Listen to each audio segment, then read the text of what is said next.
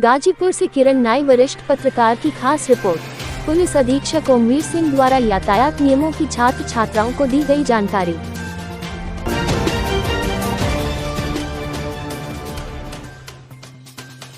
गाजीपुर खबर गाजीपुर जिले से है, जहां पर पुलिस अधीक्षक ओमवीर सिंह द्वारा यातायात नियमों के प्रति जागरूकता के लिए मीरनपुर सक्का बुजुर्गा रोड स्थित एवरग्रीन पब्लिक स्कूल में जागरूकता कार्यक्रम के तहत बच्चों को यातायात नियमों की जानकारी दी तथा उन्हें इन नियमों का पालन करने के लिए प्रेरित किया गया। बच्चों द्वारा यातायात नियमों से संबंधित सवाल भी पुलिस अधीक्षक से किया गया, जिसका जवाब पुलिस अधीक्षक द्वारा दिया गया। इस अवसर पर पुलिस अधीक्षक द्वारा विभिन्न पुलिस हेल्पलाइन नंबरों को वहां उपस्थित छात्र छात्राओं को बताया गया तथा उसके प्रति जागरूक किया गया।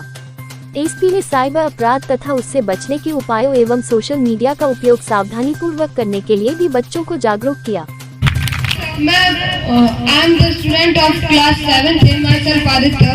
I'm just ask one question to you that our government make many things for the city, such as 4 lanes and overbridge, but why they should not make zebra crossings and traffic lights in the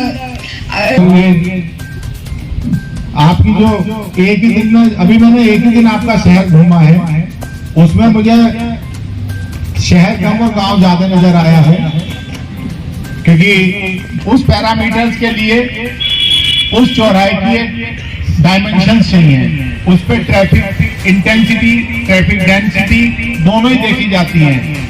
शायद अभी उन parameter पे अगर गाजीपुर में light लगा भी दी तो मेरे व्यक्तिगत लिहाज से अभी उनका बहुत यूज नहीं है, जब तक कि यहाँ का इंफ्रास्ट्रक्चर, रोड, जो शहर की जो म्युनिसिपल लिमिट के अंदर की सड़कें हैं और जो चौराहे हैं वो एक बार डेवलप हो जाएंगे तो उम्मीद है कि आज नहीं तो कल जरूर लगेंगे। ये सतत विकास की प्रक्रिया है, जहां पहले नहीं होते थे वहां आज लगने शुरू हो गए हैं, लेकिन एक बार इंफ्रास्ट्रक्चर डेवलप होने के बाद ये आधारभूत जो हमारी संरचना है, जैसे ही उसमें सुधार होगा अपने आप आ जाएंगे। साथ अगर कहीं कोई घटना होती है तो उसे बताइए। पिछले दिनों मिशन शक्ति पे एक बहुत बृहद कार्यक्रम चले हैं, पिछले 5 साल से लगातार चल रहे हैं। विशेष रूप से वो महिलाओं की और बच्चियों की सुरक्षा के लिए थे। इस स्कूल में भी मुझे लग रहा है कोई ना कोई कार्यशाला का आयोजन हुआ होगा। मिशन शक्ति में हुआ नहीं हुआ, वो हर जनपद में हुए हैं और माननीय मुख्यमंत्री जी की वो बहुत ही महत्वाकांक्षी योजना थी और उसके परिणाम बड़े सार्थक थे और महिला सशक्तिकरण के लिए जितने भी नंबर हो सकते थे वो दिए गए।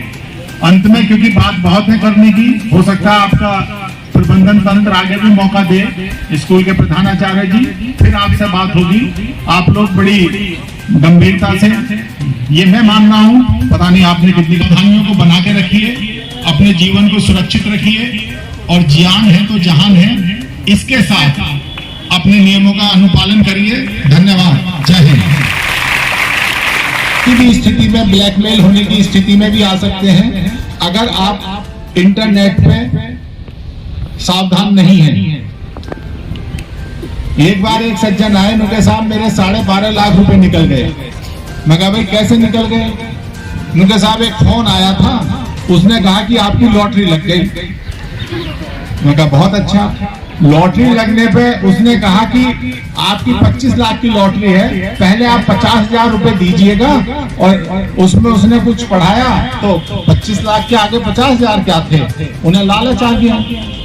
उन्होंने उसके बताए हुए खाते में अपने खाते से कर दिया, इतना पर्याप्त था। उसके बाद उनका खाता गायब, उसमें से सब कुछ निकल चुका।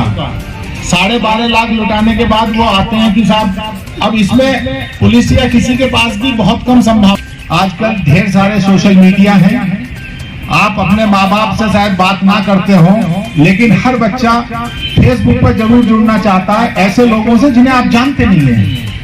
पता नहीं कौन सी आपके अंदर ऐसी ग्रंथि है जिसके कारण आप अपने आसपास के लोगों को छोड़ के और वर्चुअल वर्ल्ड में दुनिया से दोस्ती करना चाहते हैं। मुझे नहीं जानकारी, लेकिन है ये फेसबुक, इंस्टाग्राम, इससे बहुत ज्यादा लोगों का ब्लैकमेलिंग हो रही है।